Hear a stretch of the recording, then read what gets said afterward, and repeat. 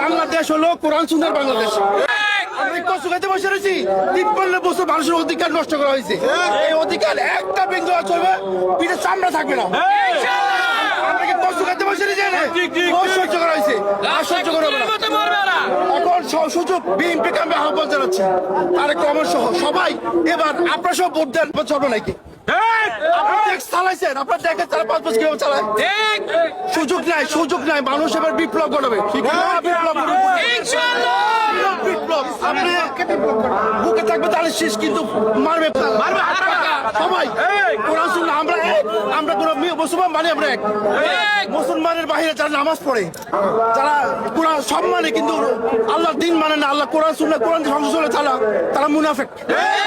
আরে ভাই, আপনি সব মানেন, এটা মানে লাভ হইল কি তাহলে? আপনারা কোরআন যে একটা চলুক দেন না একটাবার। আমাদের আমির যদি বলে সারা বাংলাদেশ 2 মিনিট সব বন্ধ, আমরা বন্ধ বসে যাবো।